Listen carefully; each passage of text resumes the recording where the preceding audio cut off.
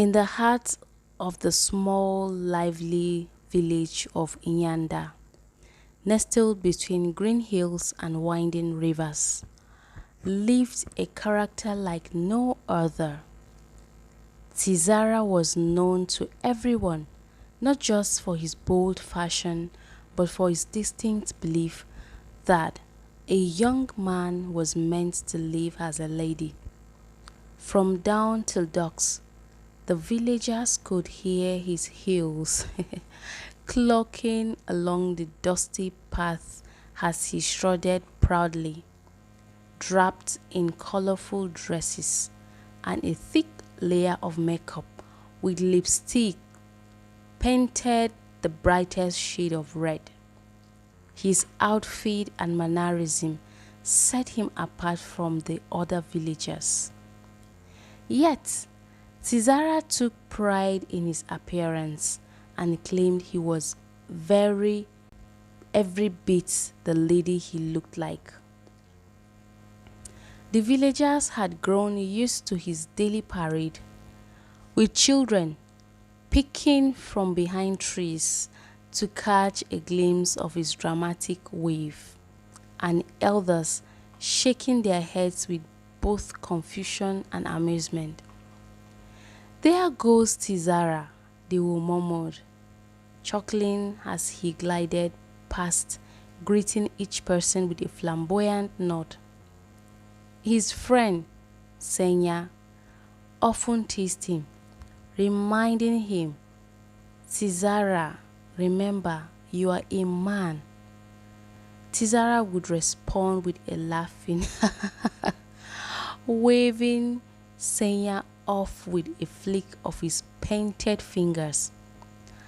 "A true lady never limits herself, my dear," he would say as the villagers chuckled, marveling at his confidence.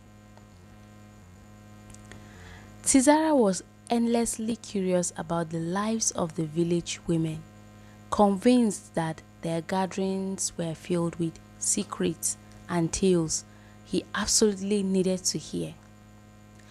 Almost every week, under the wide branches of the ancient baobab tree, the village women held their gatherings.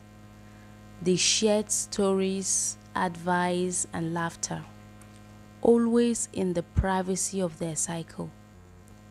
But Tizara wasn't one to let an invitation stop him.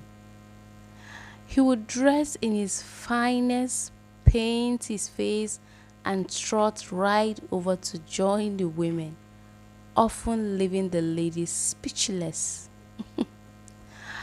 Yasa, the wise matriarch of the village, was the only one who tried to show him a way. "Tizara, this is no place for you. This is the women's business." She would scold, but Tizara would simply settle down, insisting, "I'm one of you, am I not?" He would then pull out a small mirror, check his lipstick, and blend right in as if he belonged. Though exasperated, the women were often amused, accepting him as their honorary sister, chuckling at his boldness as he pretended to understand all their talks of family and village life.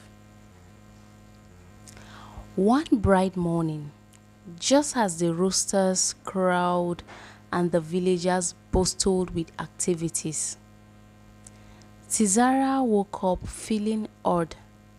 He rubbed his stomach with had a strange dull ache he would never felt before. "Perhaps I ate something odd last night," he muttered, dismissing the pain as he painted his face and carefully applied his bright lipstick. However, as he moved through his routine, the dull ache sharpened, making it difficult to concentrate. Ignoring the cramps, He slipped into his tallest heels and made his way to the village ladies' gathering by the baobab tree. As he took his usual spot, sighing with relief, the women around him stared, their chatter fading. Tizara looked up confused, only to find them staring at his dress with expressions of horror. He followed their gaze and gasped. There, on his colorful dress, was a dark red stain. His face turned ashen, and he jumped up shouting, "What kind of sorcery is this?" The women exchanged glances, and some shocked, others stiffened laughter. Tizara, that's something women experienced, explained one woman, barely holding back her smile. It's called menstruation. Yasa added, trying not to laugh at his horrified expression. Tizara's face turned pale as he stumbled backward. What? He repeated, bewildered. Without another word, he dashed home, leaving the women shaking their heads, chuckling as they watched him flee. That night, Tizara was plagued with cramps and nausea, twisting and turning in bed, trying to make sense of what had happened. By morning, he was desperate. He humbled to Rahito, the village healer. His face paled and voice shaky, as described his symptoms without revealing too much. "Rahito, something terrible has befallen me. I'm bleeding," he whispered, hoping for a quick remedy. Now who carry you enter women matter? Tizara is such a funny young man. Anyways, let's move ahead. I sure hope you're enjoying this story. Rahito raised an eyebrow, suspicious but sympathetic. He handed Tizara a bitter herbal concoction, instructing him to drink it twice a day. Tizara accepted it gratefully, gauging as he forced down the pungent mixture. But as the days went on, the remedy did little to ease his strange symptoms. Confused and frustrated, Tizara realized he was in for more than he had bargained for. Still, wetin carry enter women matter?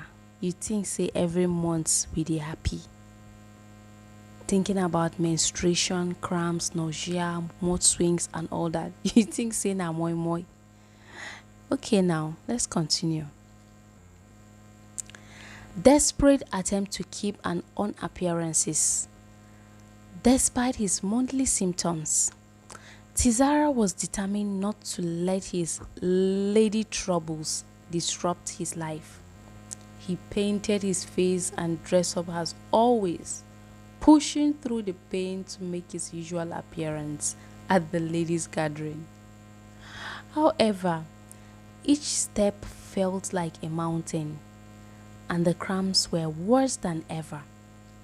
He clutched his stomach as he sat down, trying to hide his discomfort, but the women noticed as his face paled and labored breathing. Yasa raised an eyebrow, leaning over to ask, "Tizara, are you alright?" He forced a weak smile, gasping, "Oh, I'm fine. A true lady endures."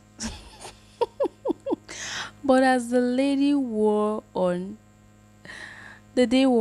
he found himself fighting the urge to collapse and realizing that Perhaps he had underestimated the challenges of womanhood. Month after month, Tizara endured the cramps, nausea, and exhaustion that came with his newfound lady troubles. He tried everything he could think of: prayers, herbs, even attempting hot remedies he would heard from the village elders. Nothing worked. Instead, each month left him more drained and more in awe of the women who dealt with this regularly. With each gathering, he found himself asking the women questions, trying to understand how they manage.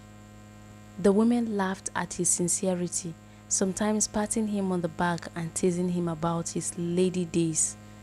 Gradually, Tizara began to see them with a new eyes, marveling at the strength they possessed to endure such challenges.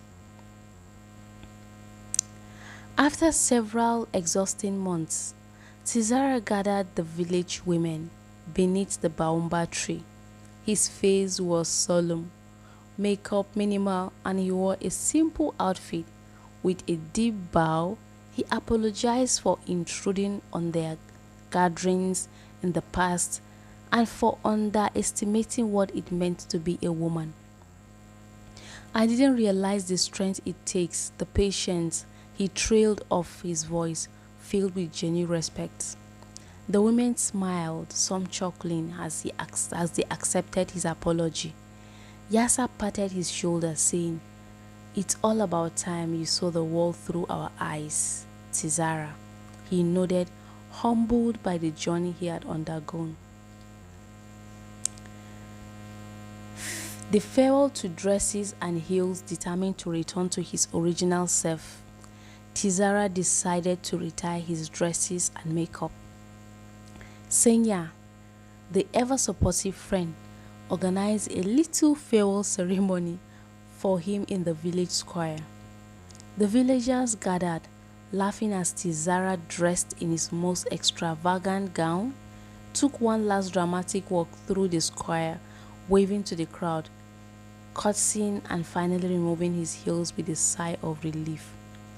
"Ha! Thank you all," he declared, wiping away a tear. "I will never forget what I've learned." The villagers cheered, some clapping, others laughing, and Tizara felt a deep sense of contentment and freedom. A return to himself with a dresses put away and makeup removed. Tizara found comfort in dressing simply. For the first time in years, he walked through the village as himself, feeling both grounded and proud. He no longer needed the heels and the dress to feel special. He was grateful for who he truly was. One morning, Tizara woke up and realized he felt normal. The cramps, the nausea, the strange symptoms had disappeared as mysteriously as they had come. Overjoyed, he rushed to tell the women, thanking them for their support during his journey. The women laughed, congratulating him on finally surviving his lady troubles and welcomed him warmly into their gatherings. Known as a true and ally, becoming the village's newest ally.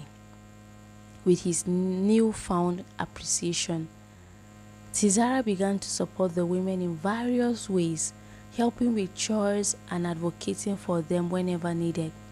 The women affectionately called him Brother Tizara with a sister's heart, and the men of the village, once skeptical, began to admire his sincerity and bravery. Thank you so much for watching this story.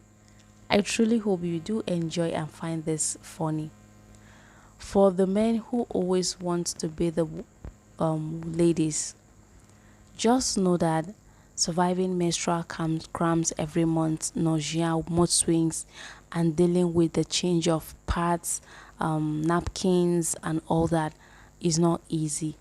Most times, if not every month, we hardly dictate what to wear because of our menstrual flow, because that alone practically dictate what clothes to wear. The fear of being seen in public, the fear of being isolated, the fear of being having a heavy flow amidst of crowd, amidst of people, is something that a lot of ladies deal with it every month. So if you think being a lady is easy, why not try having menstrual cramps or being stained in public? I hope you find this story very funny. Remember to